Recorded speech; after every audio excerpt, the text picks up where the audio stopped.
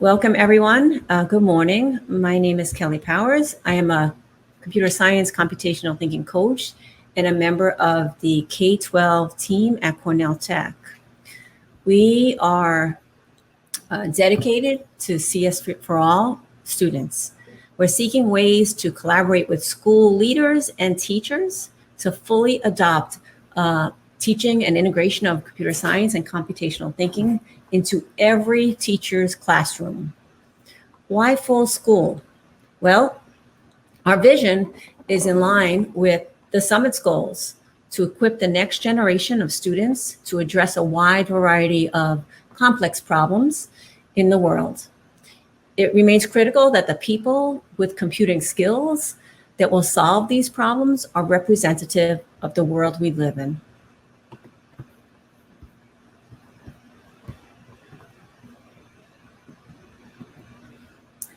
Meet the team from PS 86 from Bronx, New York.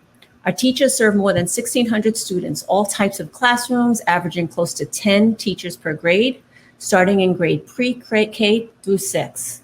So you wonder, what does full school adoption look like? Well, more importantly, it takes leadership. It takes teachers willing to collaborate with you to seek ways to develop their own content and pedagogy. It takes a partnership that values their art of teaching, the teacher's art of teaching, their know-how, and allowing teachers to contribute to the conversation on ways to embed CS and CT into their teaching classrooms. It takes ensuring access and equity to CS as a school value and making CS and CT a priority and part of your school's top 5 goals. How might that be possible? What's the recipe for bringing CSCT to all of our students? Our model at Cornell Tech is through coaching and a collaborative partnership with leadership and teachers.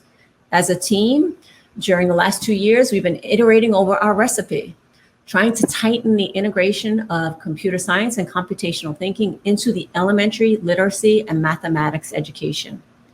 Here's the team that's piloting the curriculum of Tufts Dev Tech team called Coding as Another Language curriculum. And we've been piloting it since February of this year. I support this team by coaching them to develop their content knowledge and pedagogy in computer science and computational thinking, and the tool called Scratch Junior.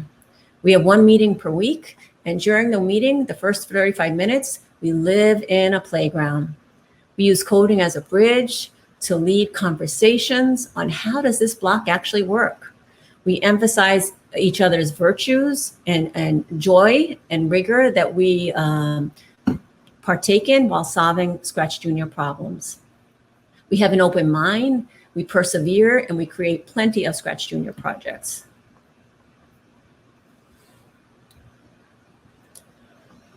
We serve a community of learners that identify mostly as Latinx and have classroom teachers in classrooms supporting bilingual instruction, special education, and translating some languages to Spanish for those classes.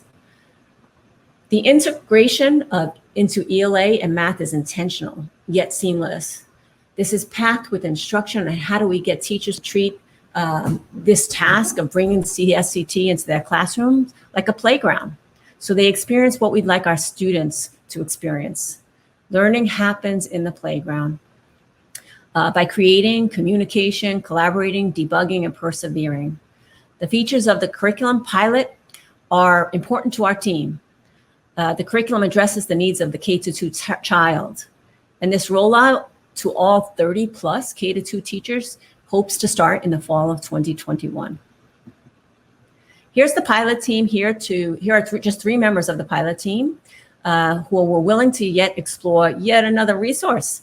Dr. Baer's Coding as Another Language. Will it be the resource that really ties in literacy and math?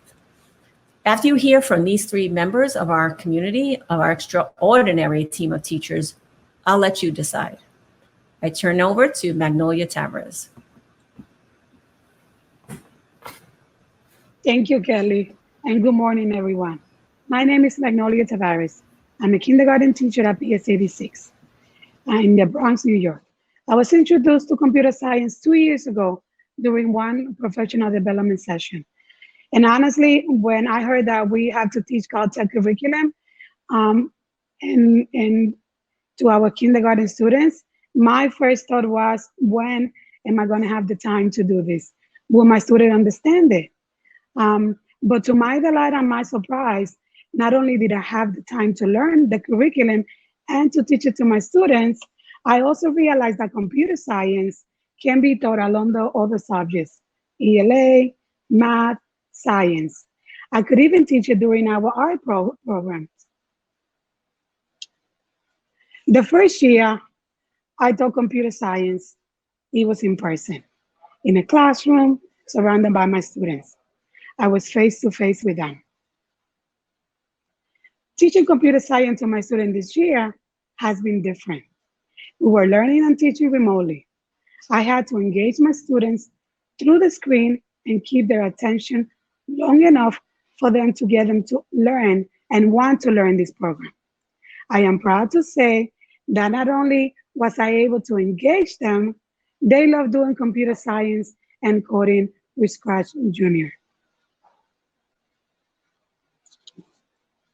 This pilot is interesting because I was truly facilitating with grade K. During these lessons, I am not the teacher. Everybody becomes the teacher and the learner. When I look at the children interacting with each other, they don't have to read or write. They become this group of thinkers who want to collaborate as a team. They actually enjoy helping each other, which I usually call upon others to help before I give my help. In this video, you can see one of my students helping my co-teacher debug a programming issue with recording her voice onto her dance program. You need to press the circle. Oh, I didn't press the circle. Hold on. Brandon, can you show us again? Show us again how you did that. Can everyone watch Brandon's? Press the circle. Towards the knees and toes. Okay, and then put it in your program and then show us the program. Circle. Towards the knees and toes. That's so cool. Do you guys see that? So maybe Catalia Easy, blah, blah, blah. Students know that they are working as a team. Combining CT and Scratch virtues influences our setting. CSCT becomes the bridge for communication, collaboration, expressing cognitive thoughts, using their voices and ideas as an approach to learning. They are learning in a fun, exploratory way. As they collaborate, they practice these virtues and apply the computational skills. They transfer these virtues and skills to their home life, and as such, introduce them to their families. The connection that code is another language is exciting for kids. We explicitly show them how languages they speak at home are languages we use to communicate with humans. Scratch Junior is another language. We are learning together to communicate with computers, and we all should speak this language. For example, here's a video of one of my students saying a powerful CT word.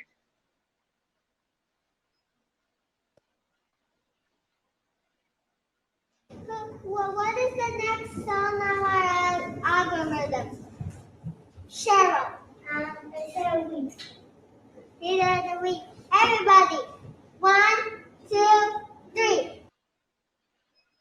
Well, what is the next song on our algorithm? Were you able to hear it? Did you hear her? Yes, she's 5 years old. And not only does she say the word, but she understands that the word algorithm means. She says, what is the next step of the algorithm? She just started learning CS and CT skills in February, and it has been all virtual. One of my most impactful lessons or the curriculum was lesson 3. It refers to why order matters. When we start students how to read, we start with the basics, letters and letter sounds. Then we continue by combining the sounds to form words. and eventually combining those words to read and write logical sentences.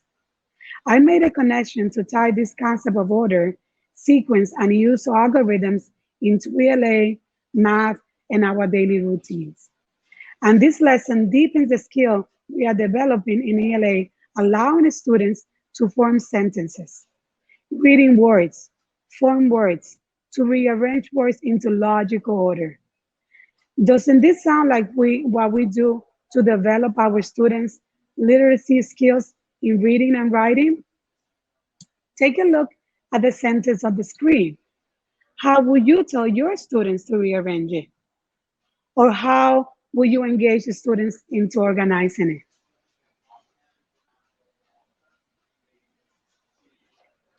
You can write it in the chat.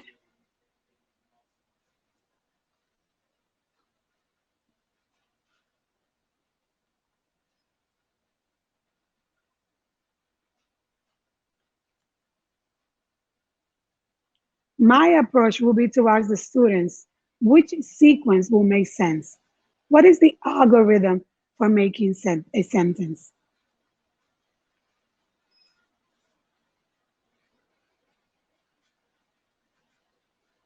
Coding using Scratch Junior is another language. It's all symbols. Students don't have to be masters at math or reading. They are learning together. They also make use of parameters and learn to create sequences to move their sprites, inputting values into the motion block. They can retell a story they love and talk enthusiastically about it. Those students who are shy and rarely speak or share, through Scratch Junior, they tend to come out of their shells to engage and share on the books and characters they love. My students are young, 5 and 6 years old.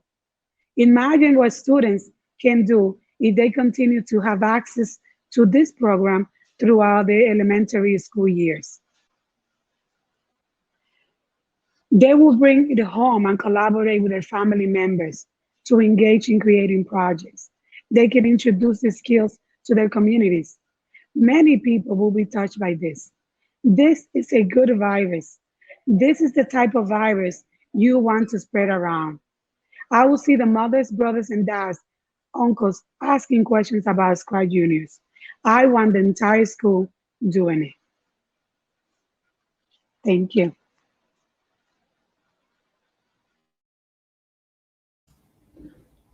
Thank you, Magnolia. Hola a todos. Voy a leer de esta diapositiva. Las computadoras también usan lenguajes. Computadoras usan lenguajes llamados lenguajes de programación. Hay muchos lenguajes de programación que usan las computadoras. Vamos a aprender un lenguaje nuevo. Es un lenguaje que se usa para programar la computadora que se llama Scratch Junior. So everyone, I want to make sure we're all on the same page. Can we write in the chat about how we're feeling after listening to this information in the Spanish language? Some of you love it. That's great. At home, I love that sentiment. So if you are fluent in Spanish, you probably didn't even think twice about how you're feeling. If you don't, you can probably feel a range of emotions. Confused, curious, or maybe even a little frustrated. And that is something that my bilingual students can relate to. But luckily, this year, coding has become a common language for us. Michelle just shared that she had no idea of what you said. That's great. So hello, everyone. My name is Jazmin Gonzalez-Pachco. I am a bilingual teacher at PS 86. And PS 86 is a special school in the Bronx, not only because of the students and staff, but because it is one of the only transitional bilingual programs in the Bronx. I have had the privilege of being in this position at different grade levels since 2015. However, this year has been an obstacle. The pandemic and everything it brought with it meant that this year would not be the same. First, my class would not be a singular grade level, but rather a bridge class. Teaching first and second grade meant I had to tackle foundational skills across all content areas. Second, unlike normal years, students were hybrid and in different groups, which means that they would attend on alternating days. As a classroom teacher, it was important to decide what would work best for both the expectations of the school, but also my students and their needs. This is my usual mentality going into a school year, but especially this year, since students faced many non-academic obstacles during the pandemic. One of the most important goals that both students and I shared was increasing our language skills. All of my students speak Spanish at home and were in this class to simultaneously learn English. I wanted students to understand that they are not deficient in either language, but rather have an ample opportunity to gain skills in both. And this is when I'd like to turn to you, the audience, and ask for your participation. If everyone can just write in the chat, what languages do you know?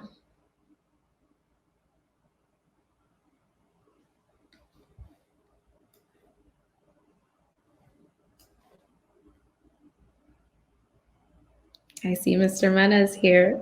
Yes, Mr. Mena, thank you for sharing. I speak Spanish. I see Joe speaks Spanish and English also, Español e Inglés.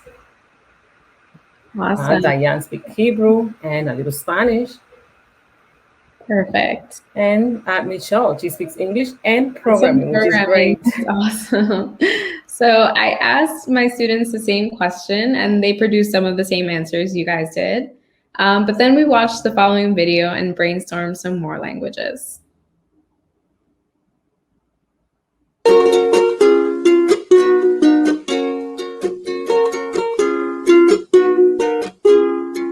Aloha, konnichiwa, bonjour, guten tag, hola, ciao, annyeonghaseyo, ni hao, jumbo.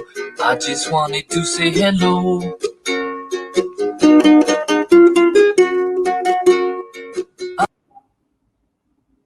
So the importance of language and its main principle, communication, is not lost to my students.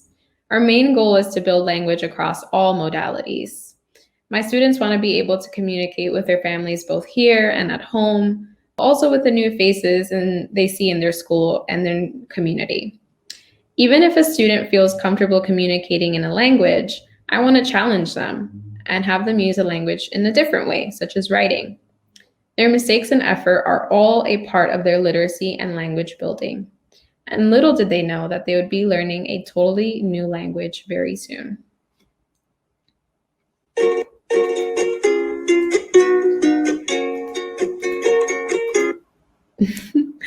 So the activity we just experienced together was the launch of Lesson 1 in the CAL program. Students went on to discuss the importance of language and to learn that computers use language as well.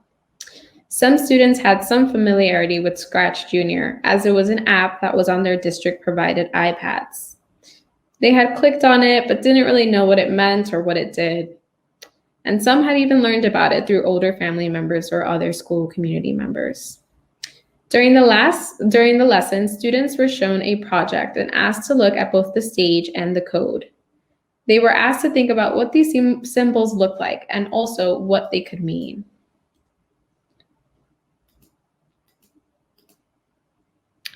Not all the symbols are the same in color or image, but they work together to produce an action. Or in other words, it was the building blocks of a language put together, used to communicate something. This was all the buy-in students needed to really love and appreciate this program.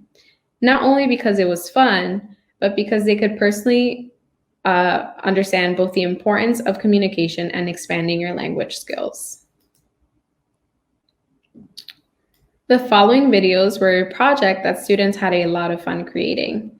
Although the students are practicing phonemic skills in this specific activity, they have been consistently practicing listening and speaking skills that are in guidance with the New York State Common Core standards. Students were participating in collaborative discussions and building on each other's conversations. Students were also asking questions to each other or myself, but most importantly, seeking to understand and communicate.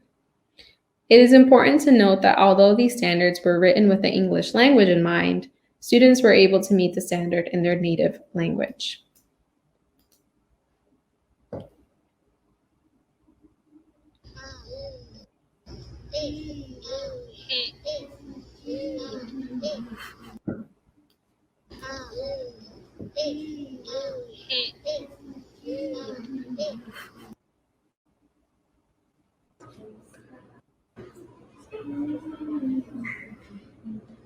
Uno diferente.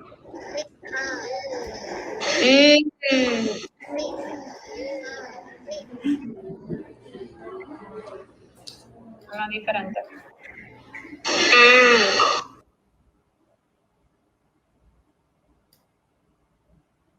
So it was really fun for students to create this project because they got to show off their literacy skills in tapping out the sounds of their names and blending them together to say their complete name. They also got to show off their creative side with their sprites and their backgrounds and all the extra things they decided to add.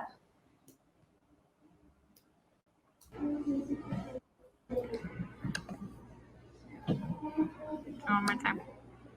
Or try a different letter.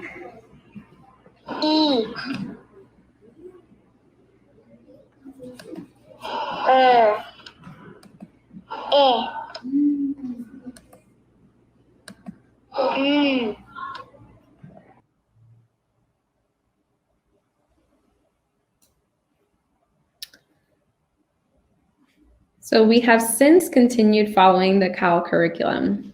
It has been surprising to see how, through the use of Scratch Junior, students have been able to build their literacy skills. As Magnolia mentioned, I feel that instead of being a teacher in the classroom, I am a facilitator when students are working together. This was seen in our last cooperative problem solving, where students worked together to solve math equations using CT skills. I was amazed to see the difference from the beginning of the school year. Even though the work was still rigorous, they had more tools to be able to communicate. But it is also important to remember that Scratch Junior in general is something that students genuinely love. They have many projects on their iPads, some of which are direct workspaces from their lessons, while others have been done at home or at school as part of a fun end of the day activity. It has been powerful for myself as an educator to think about different ways to incorporate CS skills and programs such as Scratch Junior into other content areas. Looking forward to next year, I want to make sure I really help students with the vocabulary aspect of building their CS and CT skills. I felt that because we started later in the school year, using the vocabulary seen above wasn't as genuinely incorporated as it could have been. However, I can't wait until the next school year, where I will be lucky to have another common language to use and grow with my students. Thank you.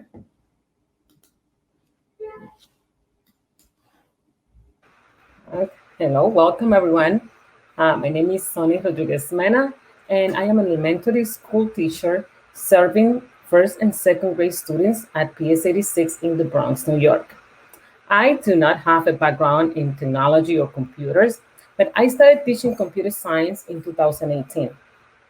First, I started using the computer science lessons developed by Computer Science in San Francisco. Most recently, I have been following the CAL curriculum, which stands for Coding as a Novel Language. This curriculum was developed by Dr. Marina Bird and her team at the Tufts University Lab. The CAL curriculum was carefully designed in a teacher-friendly and kid-friendly language and an easy-to-follow algorithm or sequence. I say that it is teacher-friendly because it provides plenty of opportunities for content integration, touching upon multiple standards across subjects. I am sure we're all familiar with learning standards, and I will come back to the standards in a little bit. I say that this curriculum is kid-friendly because it involves a multi-sensory approach to engage students in learning, not only how to code or program, but to express themselves and to communicate. Essentially, they are learning a new language. It also includes attractive graphics and many tools that promote curiosity, creativity, and more importantly, They learn while they're having fun. As I promised, I will go back to the standards and integration. So we know that as educators, every time something new is brought, we just think another thing added to our already overloaded plate within the constraints of our very limited time. But you have nothing to fear. This curriculum will not take away from your lessons. It will enhance your lessons. I will share with you how this curriculum is going to impact your lessons and enhance it by walking you through one of its many impactful lessons. I have selected this lesson because I have fallen in love with Ada Lovelace. Ada Lovelace is a very important figure in computer science. Her life and her contribution to the world, it is something that students should know about it, and my kids got a lot from there. Ada was a working parent, and kids today can relate to that. In this lesson, students learn about her life, which I will try to summarize, but I will encourage everyone to learn more about Ada Lovelace on your own. Ada was a very creative and curious girl, and she observed birds, and she dreamed of flying like them. She designed some wings after studying how birds fly. Her mother was very concerned about her imagination. Her mother wanted her to be calm and rational, not emotional and creative. Ada lived during the Industrial Revolution, and she was fascinated by machines. She met Charles Babbage, who was the creator of the analytical engine, aka the first computer. They collaborated, and Ada created and published the first computer program. Ada did not take credit for this publication, with fears that it was not going to be taken seriously because she was a woman. Instead, she just signed it with her initials. She did all of these while taking care of her family. As you can see, Ada's story is full of facts that our kids can look up to and become empowered by. Now, let's get deeper into integration.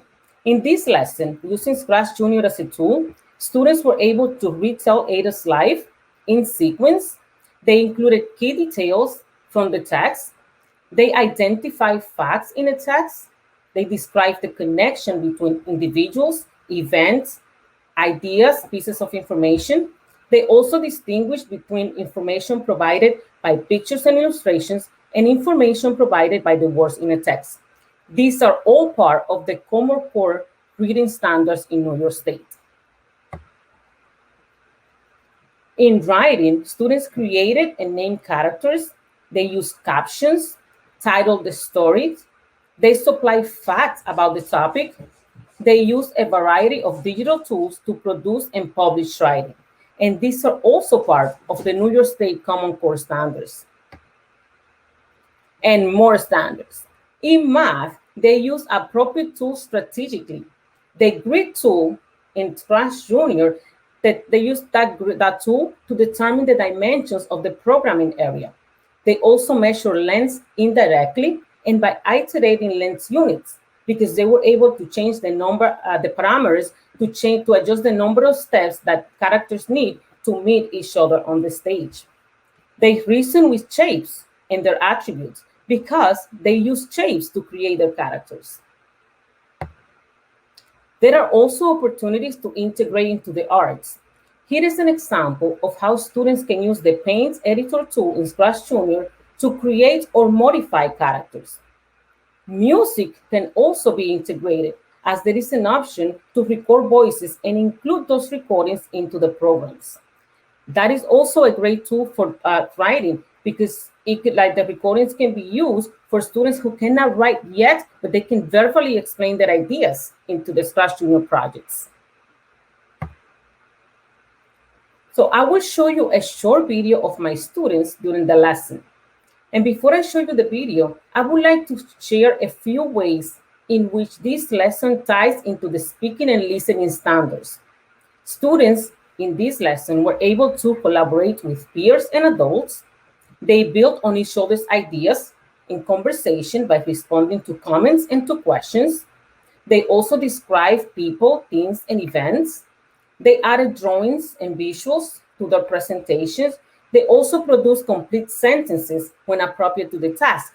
And mind you, my students, many of them have speech impairment. So producing and expressing themselves in complete sentences sometimes could be a challenge. But I want you to see this video, and my students are going to share with you what coding is to them.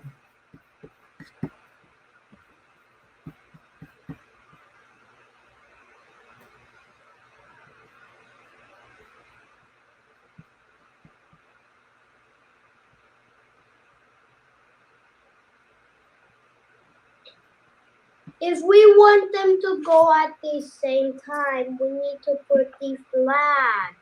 Oh, What was I gonna say? oh, you were going to say that too, Uriel. Great. So I like it. So you are revising the program and we're going to improve it. Let's remove this event, trash it, and let's put the flag and let's see if they're going to work together. That was a very good observation.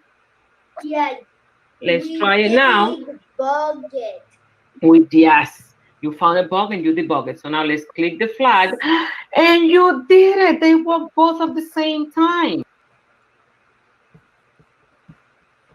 This is a piece of Ada's life, part of the Ada's life. When they were retelling Ada's life, they shows when Ada got married. Now that you have seen the kids in action, I would like for you to share in the chat which CT skills did you notice my students use when they were working in this lesson and how they use that skill.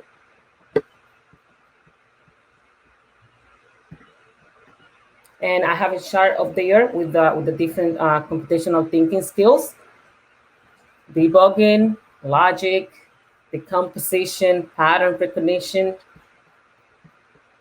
I see debug, that's a big one there.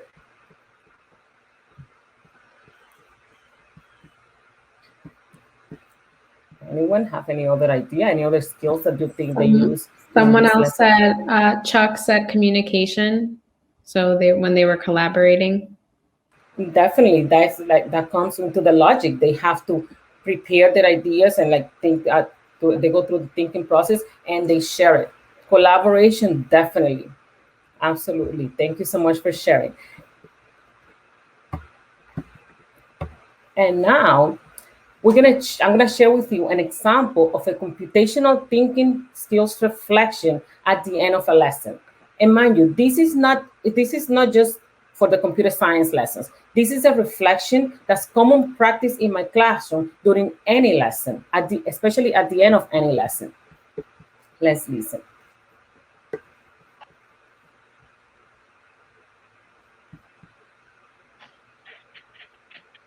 We use logic. We use logic. How did we use logic, Emmanuel? Would you like to explain? We think. We were thinking how these programs work, right? Thank you. We do things that are good and right.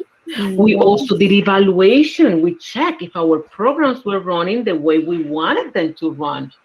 We persevere. We never stop. We persevere because we never stop trying. Wow, Emmanuel, yes. And who are we? We debug. Yeah, how did we debug? Do you remember? No, I don't remember. You don't know? Anybody remembers when we debug? You remember that at some point I made the sprite disappear, and what happened? Couldn't know how to get them back. So then we collaborated because you guys helped me, right? So we collaborated, and what did we do? Did we solve the problem? Yeah. Then you're right, Emmanuel. We debug. Anybody? Thank you, Emmanuel. Anybody else have another thought about what skills we use today? I see Daniel with a hand up. See Daniel and Ethan. And oh, yeah, good. Go ahead, Daniel. What other skill did we use today? Collaboration. Collaboration. How did we do that? What does it mean to collaborate? With the brain. We use our brains, and did we work by ourselves or did we work together? Work together. We work together. So yes, collaboration was a big part of this one. Now, anybody else? Thank you, Daniel. Ethan, I think you have your hand up. Yeah. What other skills did we use? Rethinkering. We were thinking. We created What did we create? a program. A program. Very well said. And you said we thinker. I agree with you. This is yes. Look at my video. Yes. But now, you said that we thinker. Does anybody remember what tinkering means? Go ahead, Uriel. I do. Changing things around. We change things around, right? We change blocks and parameters to see what happens. Great. How about algorithms, patterns, decomposition, and abstraction? Luis, what do you think? Did we use any of those skills today?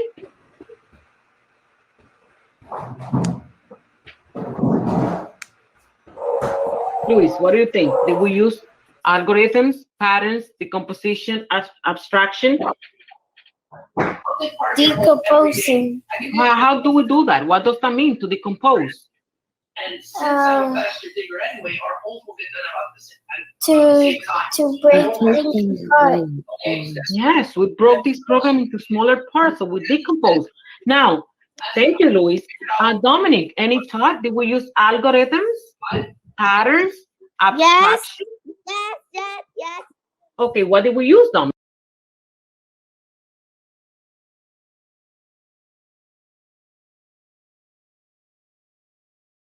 Do you think we use patterns today? No. No? Anybody has a different thought about that? Who agrees with Haley that we did not use any patterns? Did we use patterns or not? We did use patterns. How, Uriel? How do we use patterns? Because the repeat block. Because of the repeat blocks. Patterns repeat. Haley, did you hear that? Uriel just said that we use patterns because of the repeat block. Thank you. Oh, wait, this one. How about abstraction? Use your brains, all of you. You did an excellent job today. And next week, we're going to continue learning more about these programming languages and becoming better programmers. So that was a little example of what computational thinking skills reflection looks like in my classroom. And now I have a few comments about a couple of my students regarding Scratch Junior. Like, you can customize your capitals, and you can do a lot of things in this game that I can't really say. Does it sound like very hard work for you to do? It sounds fun. It sounds fun. Thank you. Really good. I was working hard to make it one good part, and I finally made one. Okay. And what is your favorite part about Scratch Junior? I like how I learn at Scratch Junior. I really work hard on this one. Okay. Do you want to see one of my Among Us? So you really worked very hard in this one. You like how I got it correct? So these are two of my students who share with me how they feel about working in Scratch Junior. As you notice, they work hard, but they are learning. So this year, as we all know, has been a year like no other. However, coding as another language provided my students with an opportunity to express themselves, access the general curriculum, interact with each other, and have fun in the process. I really hope my students inspire you today to dive in and give the CAL curriculum a try. I guarantee that you will enjoy as much as your students. I am sure you won't regret it. Thank you all.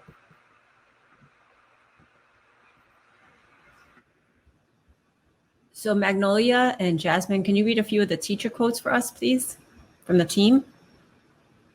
Sure. You want to go first, Magnolia? So Chuck says students are interested when teachers have, I'm sorry, with the teachers go over here. So this program and using Scratch Junior in general have really opened up my eyes to the possibility of using it in a variety of contexts. I hope to use this program during ELA unit lessons in order to retell stories and further my students' understanding of literacy concepts. This program has helped me to see that my students learn best when they are doing the work and when they can take ownership and control over their own Someone learning. else said it has impacted my teaching because it has taught me to never underestimate what my students can do. I'm going to jump off to the Q&A now. So if you guys have any questions for this amazing team of educators, we have them for 15 more minutes before they have to return to their classrooms. But yeah, please write a question in the chat. And then I will also give you my information to connect with them before we leave.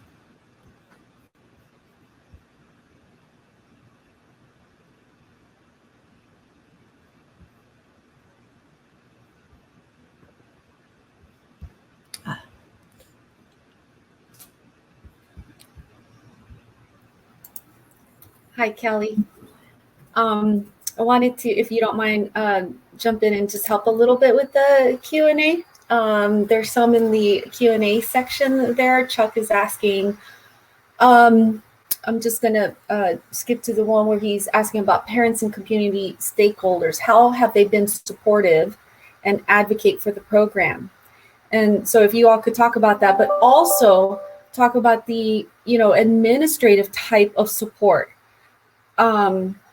if any, that you have to make this, possible for you.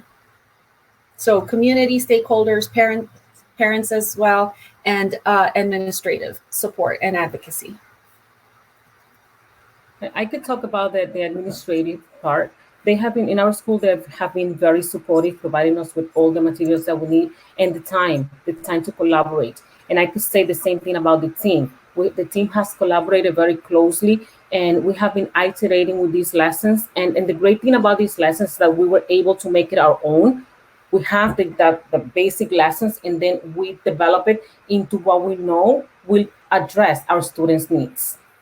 Mm-hmm. And with the parents, I can say the group of parents that I have are amazing. They have been very supportive of their kids and supportive of me too while I'm teaching. Like I have been, and I failed to mention before, that I have been teaching this year fully virtual with a group of first and second grade students with disabilities.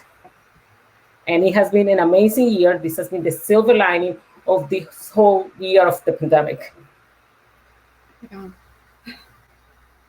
I wanna say about the parent support. Although I teach in person, we are teaching coding Scratch Junior remotely, and the parents have been amazing. We do this program after school, and we have about 16, 17 students that join in after school after they're done with the classes. And we see the parents there, they're working with the students, they're debugging. Most of the parents that are my students do not speak the language, so I have to translate for them, but that does not stop them from wanting to learn and diving into the program. They are helping their students when the students having a little bit of difficulty creating a program, or even if they themselves have a question, they are not shy to ask and get on the, like I said, we are not only teaching the students, we are also teaching the parents, and the response and the welcome has been amazing. Yeah, the parents have absolutely loved the program. Some of the students at our school have Chromebooks instead of iPads, so we've had to download the program onto their Chromebooks. And I've had parents come and say, well, can you download it on this iPad? And they've brought their own devices in to say, my students want to keep practicing during, the weekend. Like, can you see what they've done? And that's been really great to hear from parents.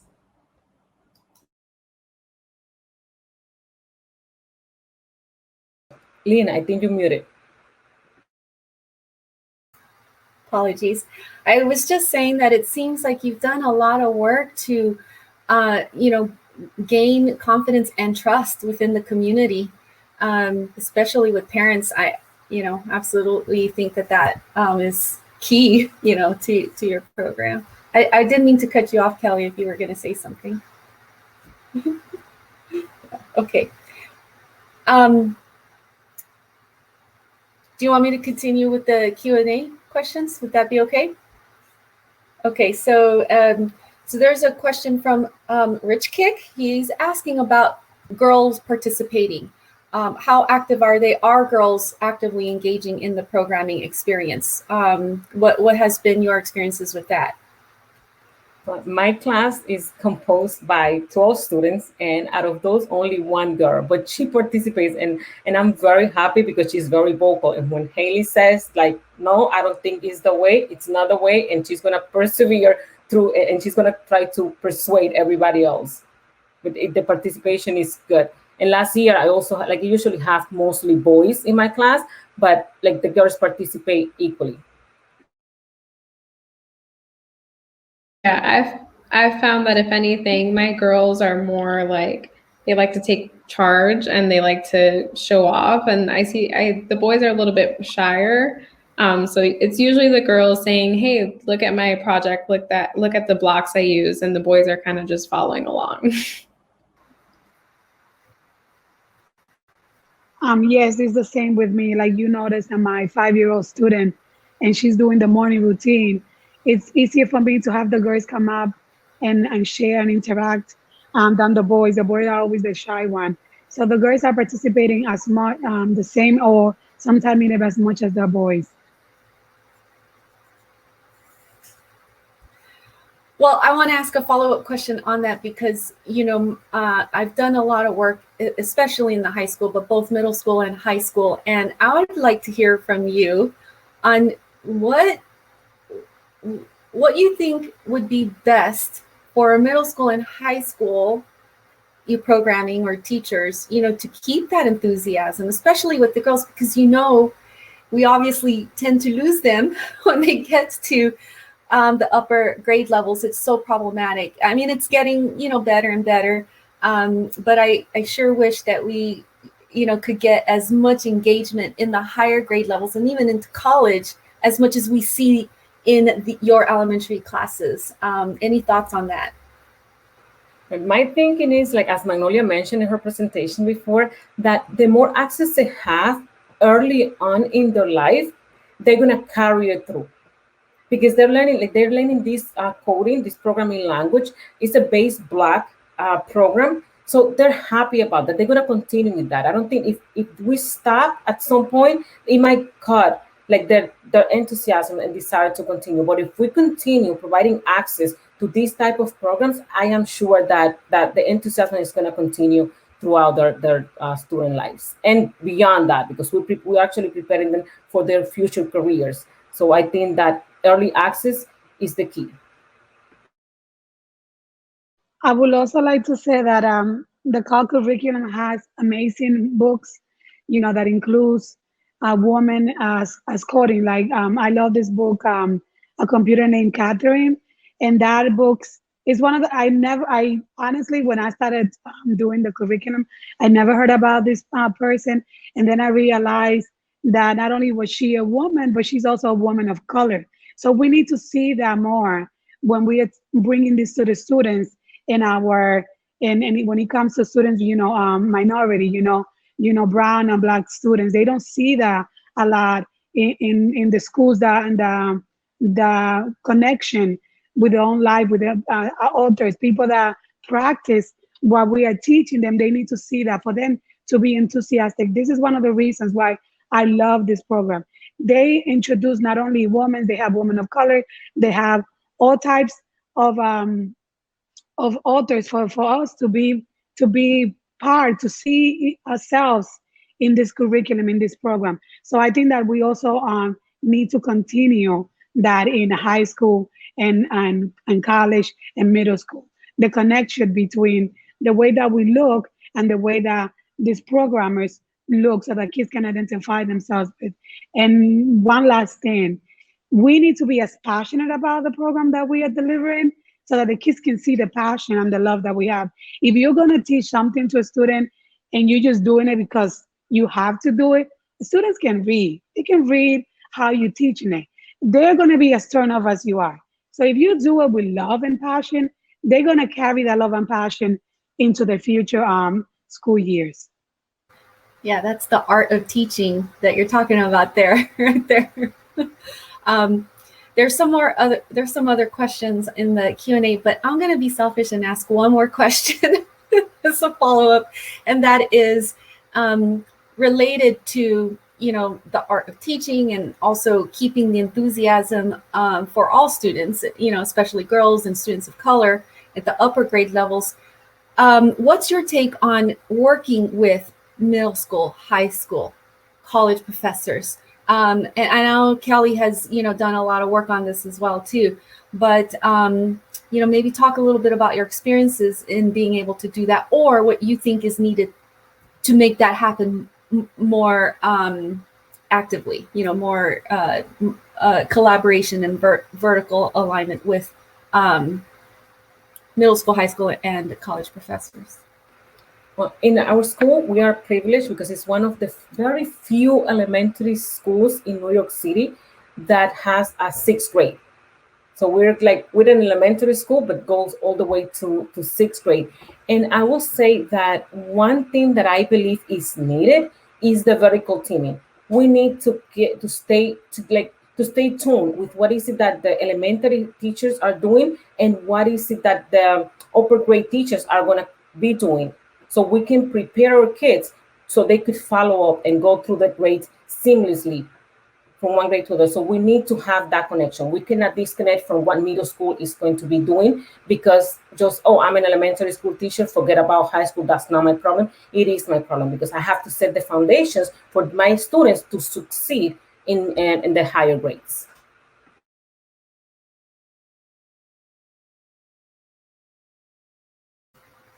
Well, thank you for letting me crash your session. Now I'll get back to the Q&A. Kelly, were you going to say something? Yeah, I think well, we're asking great questions, but we have to remember computer science is relatively new in elementary, right? So we don't know what the impact is going to be for these students. Good point. But we're saying, you know, please, middle schools and high schools, if schools around the country like ours are really taking this seriously, taking equity and access seriously, ready to figure it out, right? It's not easy. These teachers know it's not easy to get CS into their school day, but they've done it, and they're willing to pursue this with iteration, as Sonny said. Like we iterate. It's not perfect at first, but time will tell. Like when they graduate from PS 86, who's going to be ready for these kids? We want it in school. So middle schools, do you have anything to offer these kids? Yeah. Great question. You are the ambassadors, right? in your feeder schools. Yeah. All right. So Diane's asking, how do your students become so familiar with computational thinking? So I saw that question and wanted to speak on it. This is something that as I grow in CT, I realize CT is everywhere. It's not specific to a specific subject or a specific grade level. Like CT is literally everywhere. When we talk about algorithms, you take different steps every day in terms of completing tasks, right? That's an algorithm. And so these are things that we just need to have students realize and make the connection in their head to say that CT is not this new thing that the teacher is teaching me, but it's something that I live through every day. Yeah, and like I say this, I love computational thinking because it's not just something that you teach. It's something that you are doing in every area of your life.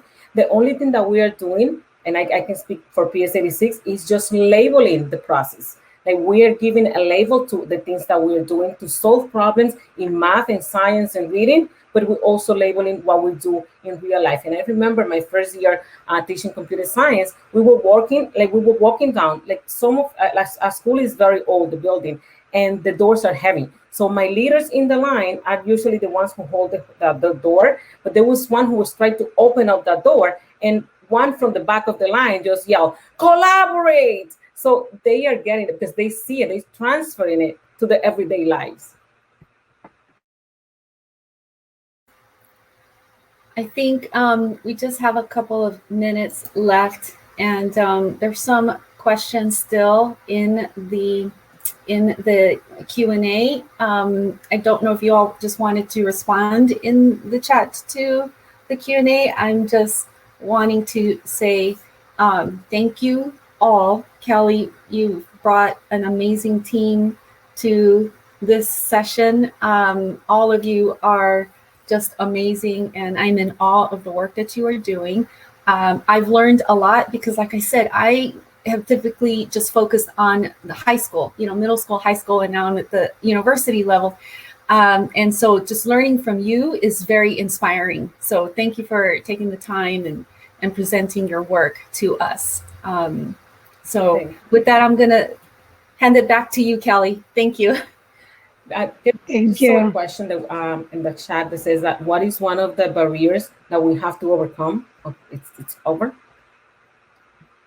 So, but one of the barriers is just to get familiar with the vocabulary and use it naturally so the kids can actually get it.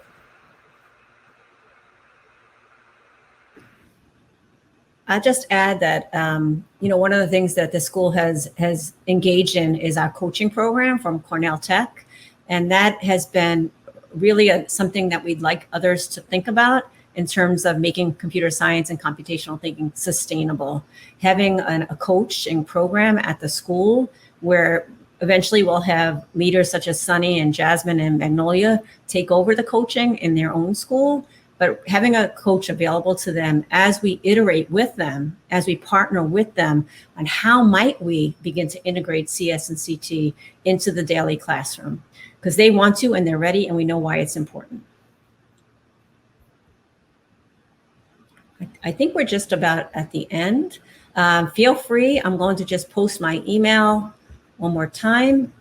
Actually, I'll put it in the chat. And we'll be happy to share resources with you. We'll share the presentation. We have one more edit to make on one of the videos, and then we're ready to share the presentation. But feel free to reach out. My team at Cornell Tech, we are looking forward to people to make this commitment, and we're happy to advise you, invite you to some of the sessions that we have. And the team at PS86 has been amazing at volunteering their advice as well. So they're willing to speak to schools about how they've done this. So thank you so, so much. Thank you, PS86, if you guys are watching. These teachers are just a few and they represent what PS86 is all about. So I thank this team. I thank my team at Cornell for working with me to get us this far. And feel free, as I said, to reach out. Here comes my email. Reach out to us. We're really excited about this work. And thank you again for your participation, and anything that we can help, we're here. Yes, thank you again, everybody, for coming. It has been a pleasure. And thank you, Kelly, and everybody at the Cornell Tech. Thank you, everyone.